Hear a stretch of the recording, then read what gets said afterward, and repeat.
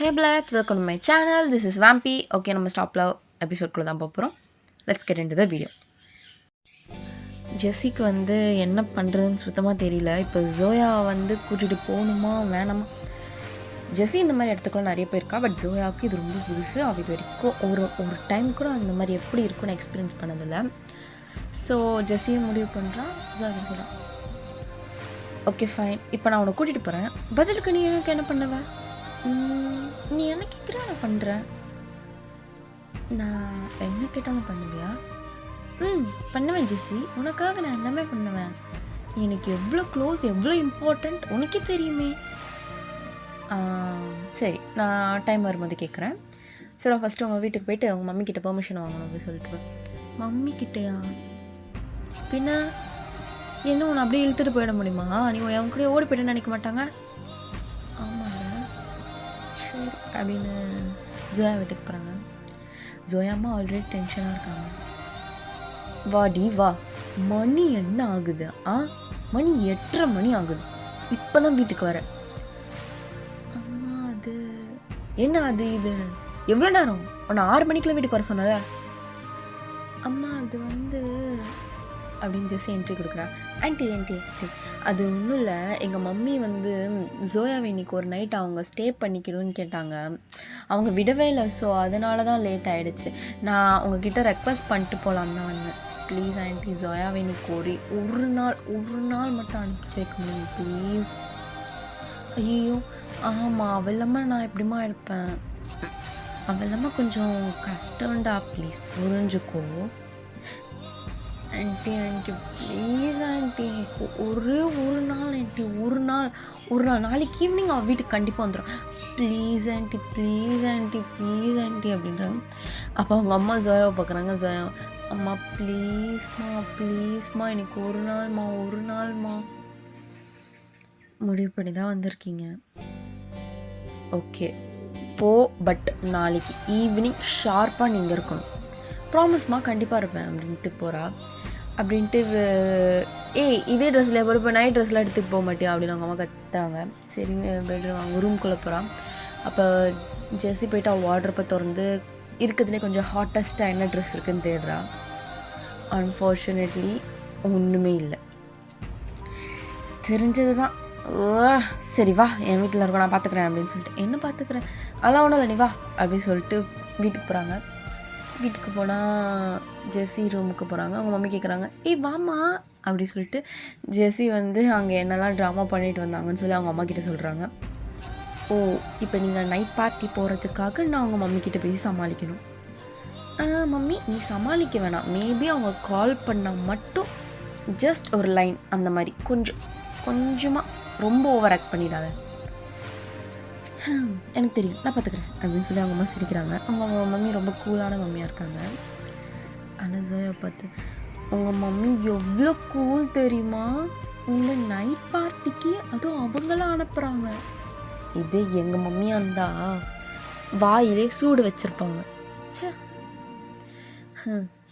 ஒரு விதத்தில் உங்கள் அம்மாவாக இருக்கிறது தான் நல்லது, இன்னொரு விதத்தில் எங்கள் அம்மா மாதிரி இருக்கிறது தான் நல்லது. ஸோ அவங்க அம்மா உங்களுக்கு நல்லது தான். So shut up. மேலே போனால் அவளோட ட்ரெஸ்ஸு ஃபுல்லாக அப்படி தான் இருக்குது, கொஞ்சம் ஹாட்டாக செக்ஸியஸ்ட்டாக அந்த மாதிரி தான் இருக்குது. ஸோ அவள் சூஸ் பண்ணுறான். எது ஜோயாக்கு அசிங்கமாக இருக்குன்னு தான் அவள் ஃபஸ்ட்டு தேடுறா. அதுக்கப்புறம் வேணாம், என்னதான் இருந்தாலும் நம்ம ஃப்ரெண்ட் அப்படி சொல்லிட்டு நல்ல ட்ரெஸ்ஸை தேடுறான். ஸோ ஜோயாவுக்கு பிளாக்கும் நம்ம ஜெஸ்ஸிக்கு ரெட் வைன் கலரும் எடுத்துக்கிறா. பட் ஜோயாக்கு எனக்கு அந்த ரெட் வைன் கலர் தான் வேணும். இது என் ஃபேவரட் ட்ரெஸ், நான் யாருக்கும் கொடுக்க மாட்டேன், உனக்கும் கொடுக்க முடியாது. என்னடி நான் மட்டும் உனக்கு எல்லாம் கொடுத்தேன்? அதெல்லாம் இல்லை ஜோயா, நோ. சரி அப்படின்னு சொல்லிட்டு ஜோயா ஃபுல்லாக ட்ரான்ஸ்ஃபர்மேஷன் பண்ணுறா ஜெஸ்ஸி. அவளுக்கு மேக்கப்லேருந்து ஹேர்லேருந்து எல்லாம் செட் பண்ணி கொடுக்குறா. அதே மாதிரி தான் ஜோயாவுக்கு இதெல்லாம் ரொம்ப இன்ட்ரெஸ்டட். ஸோ ஜோயா ஜெஸ்ஸிக்கு இன்னும் சூப்பராகவே பண்ணுறா. கம்பேரிட்டிவ்லி ஜெஸ்ஸி பார்க்க ரொம்ப அழகாக இருக்கா பிகாஸ் ஆஃப் ஜோயா. அவ்வளோ இன்ட்ரெஸ்டடாக பார்த்து பண்ணான். ஆனால் ஜெஸ்ஸி ஏனோ தானோ தான் பண்ணான்.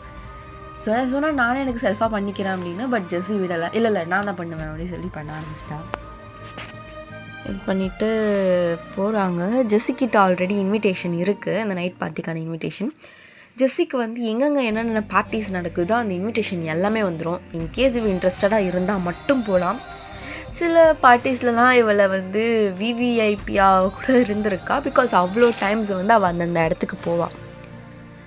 சோயா கேட்குறான், நீ இவ்வளோ வாட்டி போவே என்கிட்ட ஒரு வாரத்தை கூட சொன்னதில்ல, நீ அந்த வைப்புக்கு செட் ஆக மாட்டேன் சோயா, அதனால சொல்ல மாட்டேன். ஓ என்னமோ அப்படின்னு சொல்லிட்டு இவ்வளோ நல்லா ட்ரெஸ் பண்ணிவிட்டு ஒரு ஸ்கூட்டரில் போகலான்னு சோயா சொல்கிறா. ஏறு போகலாம். என்னது இந்த ட்ரெஸ்ஸை போட்டுட்டு இந்த வண்டியில்? ஏய் என்னடி எவ்வளோ நல்ல வண்டி உங்கள் மம்மி இது. நோவே, நான் எங்கள் ஷெட்டுக்கு பின்னாடி கார் இருக்கும், நான் கொண்டு வரேன், தயவுசெய்து சுமார் அப்படின்னு. எனக்கு கார் ஓட்ட தெரியுது, எனக்கு கூட தெரியும் அப்படின்னு சொல்லிட்டு அவள் போகிறாங்க. அந்த பொண்ணை வச்சுட்டு ஒரு விஷயத்த கூட ஒழுங்காக பண்ண மாட்டான். அப்போ வாட் எவர் அப்படின்னு சொல்லிட்டு கார் எடுத்துகிட்டு வரான். கார் செம கிளாஸாக இருக்குது. அது பார்க்கவே ஜோயாவுக்கு வந்து காரே பார்த்துட்ருக்கலான்னு தோணுது. யார் தெரியும் இந்த கார்? ஏந்து தான் ஒரு தடவை கூட காலேஜ் கொண்டு வந்ததில்ல. அங்கெல்லாம் கொண்டு வந்தால் கொஞ்சம் ஓவர் சீனுன்னு வாங்க, பிளா பிளா பிளா. எதுக்கு? அதனால் நம்ம வெளியே போகும்போது கூட கொண்டு வர மாட்டியே. மேடம், நீங்கள் என் கூட அவ்வளோ வெளியவே வரமாட்டீங்க. ஓ அது வேறு இருக்கோ அப்படின்னு சொல்லிட்டு கார் டிரைவ் பண்ணிட்டு அந்த இடத்துக்கு போகிறாங்க. அந்த இடத்துல அந்த கார் வந்த உடனே பசங்க கண்ணு ஃபுல்லாக அந்த கார் மேலே தான் இருக்குது. அந்த காரு அந்த நைட் பார்ட்டிஸ் உள்ள அந்த காரை பற்றி ஃபுல்லாக ஸ்ப்ரெட் ஆகுது. இந்த மாதிரி கார் ஒன்று இருக்குது, அப்படி இருக்குது, இப்படி இருக்குது. ஆனால் ஜெஸ்ஸி என்ன பண்ணுறாங்கன்னா, பக்கத்து ஸ்ட்ரீட்டில் விட்டுட்டு அங்கேருந்து நடந்து ஃபஸ்ட்டு இங்கே வந்து விடலான்னு வந்தாங்க. பட் அவங்க விடலை. அப்புறமா யோசித்தாங்க, சரின்னு சொல்லிட்டு அந்த கார் எடுத்துகிட்டு போய் அங்கே பக்கத்தில் ட்ராஸ் வச்சுட்டு வந்துடுறாங்க. அப்போ பசங்க வச்ச யார் விட்டுட்டு வந்தானுங்கன்னு தெரியலையே அப்படின்னு சொல்லி ரொம்ப யோசிக்கிறானுங்க. இப்போ ஜோயாவும் ஜெஸ்ஸியும் வராங்க. மிஞ்சுனும் டயனும் வாசலில் தான் நிற்கிறானுங்க. ஏன்னா அவனுங்களுக்கு கார்னால் ரொம்ப க்ரேஸ். அவனுங்க அதை பார்க்கறதுக்காக வெயிட் பண்ணிகிட்ருக்கானுங்க. மிஞ்சுன்னு பார்த்துட்டு, டேய் மச்சான் அங்கே பாடுறா. இது என்னடா எல்லோ சுடிதார் பிளாக்கில் வருது. ரெண்டு பேருமே ஸ்டன்னாகி நிற்கிறானுங்க.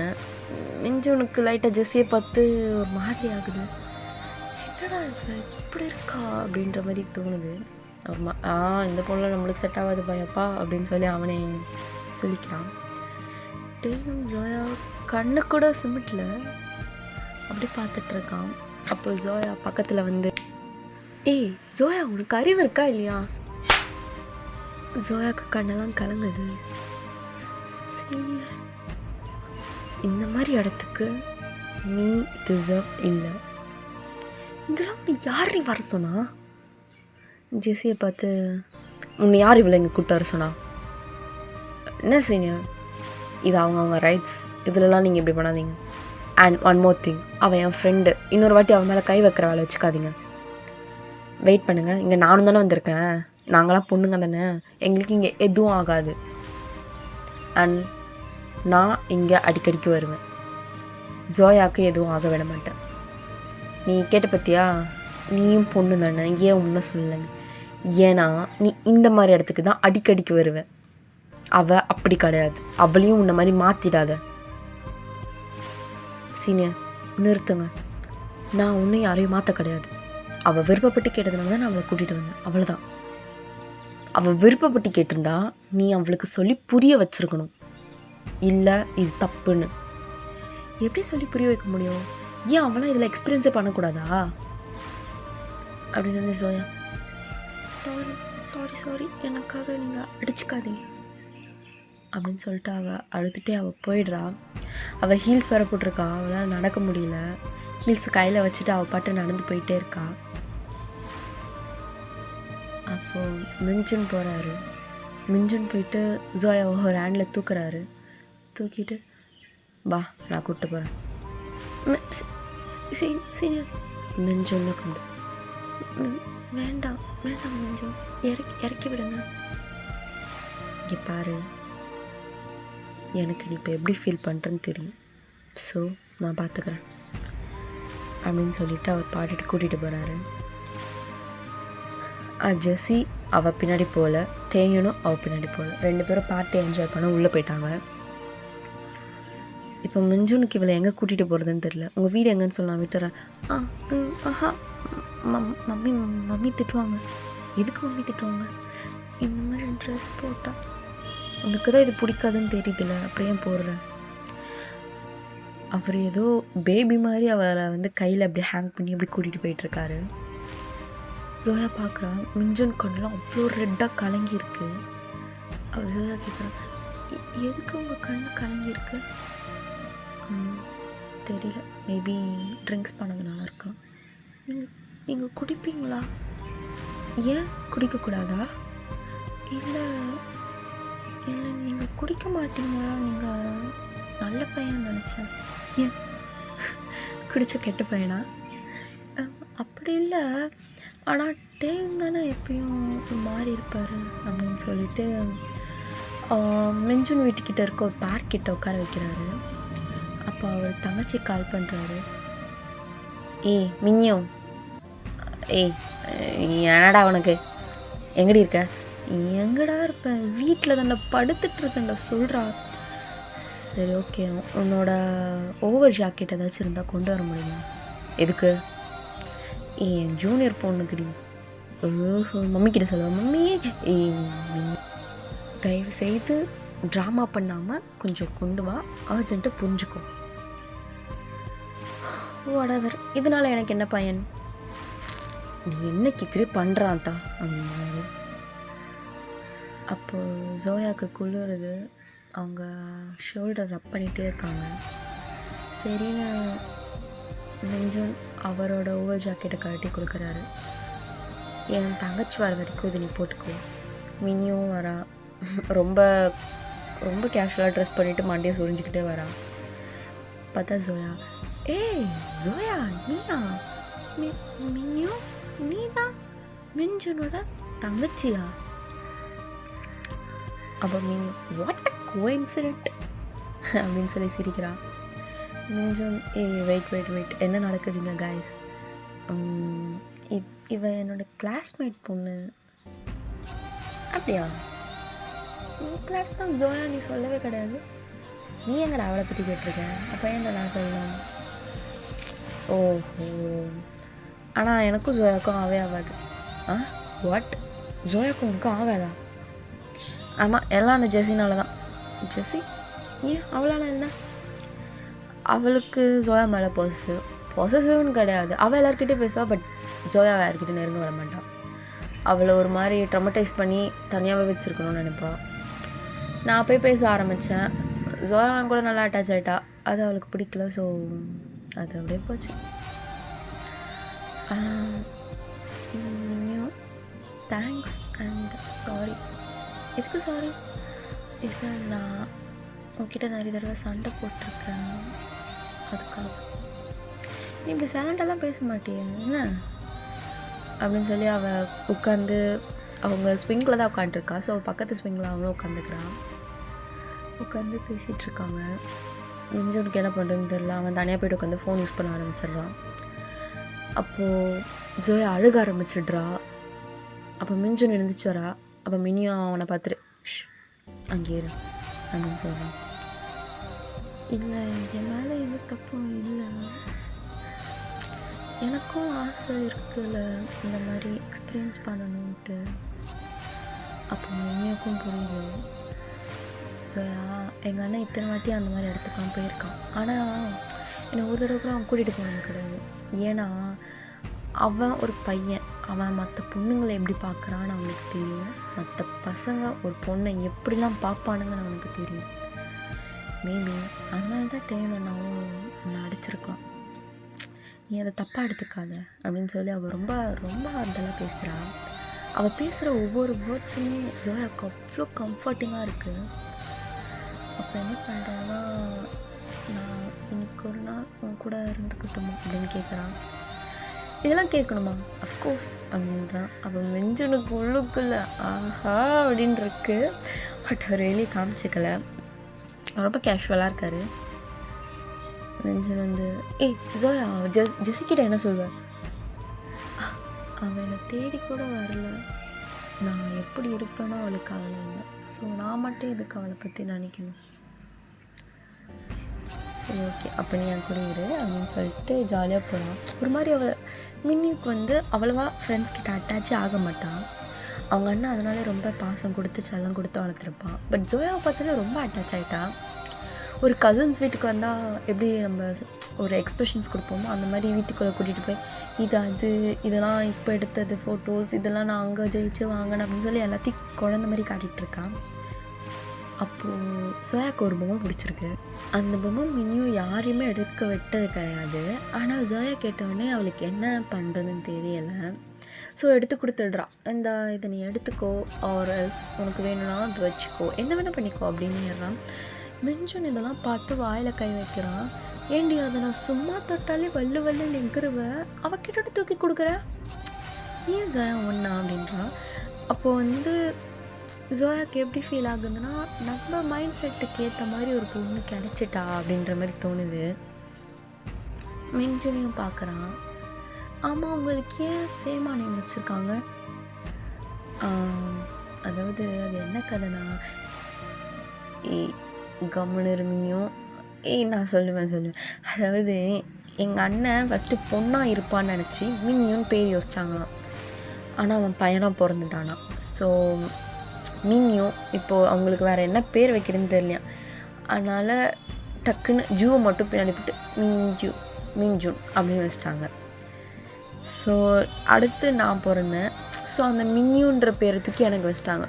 ஸோ பிரதர் சிஸ்டர்ஸ் கரெக்டாக இருக்கும் அப்படின்னு சொல்லிட்டு மின்னியும் அப்படின்னு வச்சிட்டாங்க. எனக்கும் ஃபஸ்ட்டு அது பிடிக்கல, அப்புறம் போக போக பிடிக்க ஆரம்பிச்சிருச்சு. அப்போ மின்ஜுன் தலையில் கை வச்சு, ஆமாம் இது அப்படியே பரம்பரை சொத்து, இது பிடிக்கலையும். ஸோ ஒரு மாதிரி அன்கம்ஃபர்டபுளாக ஃபீல் பண்ணுறான் இந்த ட்ரெஸ்ஸில். ஸோ வந்து மினியும் போயிட்டு அவளோட ட்ரெஸ்ஸை கொண்டு வந்து கொடுக்குறான். 2 பேரும் சேமாக ஹூடிலாம் போட்டு ஃபோட்டோஸ்லாம் எடுக்கிறாங்க, எடுத்து ஸ்டோரியெல்லாம் போடுறாங்க. அதை பார்த்து ஜெஸிக்கு ரொம்ப கடுப்பாகுது, ரொம்ப ரொம்ப டென்ஷன் ஆகுறான். அவளுக்கு வந்து ஜோயாவுக்கு ஒரு புது ஃப்ரெண்ட் கிடச்சிட்டாங்கன்னு டென்ஷன் ஆகலை, ஜோயா ஹாப்பியாக இருக்கான்னு சொல்லி டென்ஷன் ஆகுறான். ஜெஸிக்கு என்ன சொல்கிறதுன்னு தெரியல, என்ன ரிப்ளை பண்ணுறதுன்னு தெரியல. டேவனும் பார்க்குறான். டேவன் பார்த்தா ஆனால் சிரிக்கிறான். வா சூப்பர் அப்படின்னு சொல்லிட்டு அவனுக்கு ஹாப்பியாக ஃபீல் ஆகுது. ஆனால் மின்ஜுன் மேலே கோவப்படுறான். என்கிட்ட கூட சொல்லாமல் ஒரு வார்த்தை கூட சொல்லாமல் போயிட்டானே அப்படின்னு. ஜோயாவும் மின்னியும் ஹக் பண்ணிவிட்டு தூங்குறாங்க அவங்க ரூமில். இதை மின்ஜுன் உள்ளே வந்து பார்க்குறான். பார்த்து ஒரு ஃபோட்டோ கிளிக் பண்ணி வச்சுக்கிறான். அப்புறம் அவனோட ரூமில் போய் அவனும் தூங்கிடுறான். அந்த நெக்ஸ்ட் டே காலேஜ் போகிறாங்க. இங்கேருந்து கிளம்பி தான் போகிறாங்க. 2 பேரும் ட்வின்னிங் பண்ணுற மாதிரி ட்ரெஸ் இதுக்குன்னே போய் வேணும்னே ஷாப்பிங் பண்ணி அதை போட்டுட்டு போகிறாங்க. இதை பார்த்து ஜெஸி ரொம்ப ஜெலஸ் ஆகுறான், எக்ஸ்ட்ரீமாக ஆகுறான். ஏய் ஜோயா நில்றி, எதுக்கு அவட்ட பேசுகிற? ஓ ஜெஸி, தேங்க்ஸ் ஃபார் யுவர் ட்ரெஸ். உன் ட்ரெஸ், ஹீல்ஸ், அப்புறம் எனக்கு போட்ட மேக்கப்புக்கான கொஞ்சம் கேஷ் எல்லாம் உள்ளே இருக்குது, எடுத்துக்கோ அப்படின்னு சொல்கிறான்.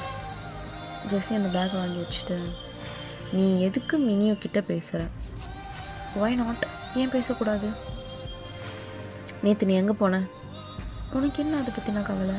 நீ கவலை இருந்தால் என் பின்னாடி வந்திருப்பல. இங்கே ஜோயா, அது நைட் பார்ட்டி, அதை விட்டுட்டு நான் எப்படி வருவேன்? ஓகே, நான் உன்னை வரணும்னு ஆசைப்படல.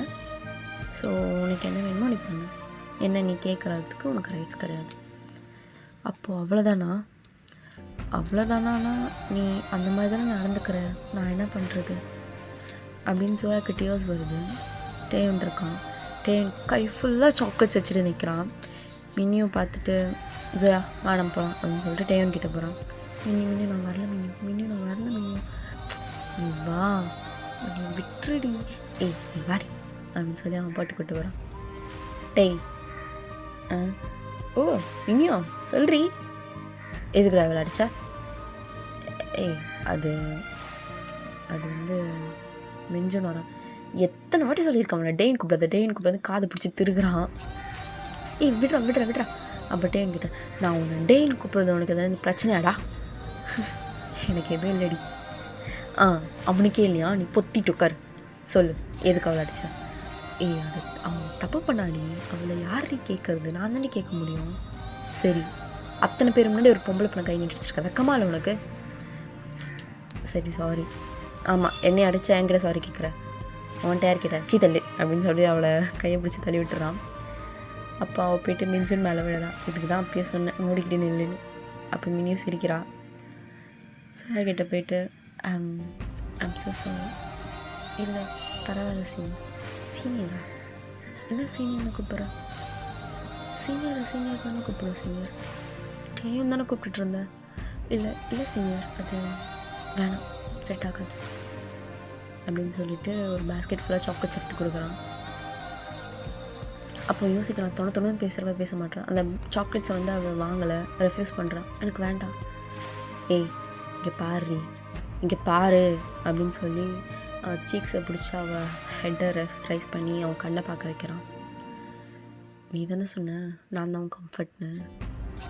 நீ தப்பு பண்ணால் பார்த்துட்ருக்க சொல்கிறியா? நீ தப்பு பண்ணால் கேட்குறது யார் வேலை? என் வேலை தானே. அப்போ நான் கேட்டதில் தப்பு என்ன இருக்குது? உனக்கு வேணும்னா சொல்லு, பீச், பார்க், டெம்பிள், சர்ச் அந்த மாதிரி போகலாம். அந்த மாதிரி இடம் உனக்கு வேண்டாம்.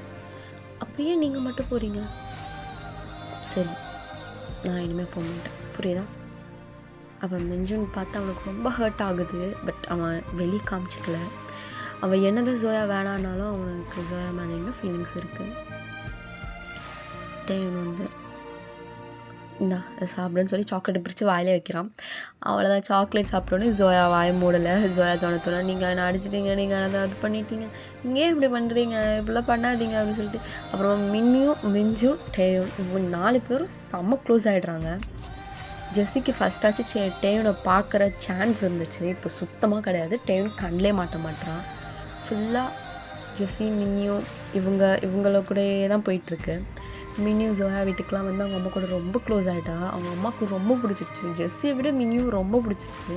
மின்னியும் அப்பப்போ வந்து ஸ்டே பண்ணுறதெல்லாம் பண்ணுறா. இதெல்லாம் பார்த்து மின்ஜுன் ரொம்ப ஹாப்பியாக ஆகிறான். ஸோ இப்படியே போயிட்டுருக்கு. அப்புறம்தான் ஞாபகம் வருது ஜோயாவுக்கு, நம்ம அவனுக்கு காலே பண்ணலையே அப்படின்னு 8 o'clock கால் பண்ணுறான். ஆனால் டேவனி எப்போவுமே 8 o'clock அங்கே உட்காருவான் டெலிஃபோன் கிட்ட.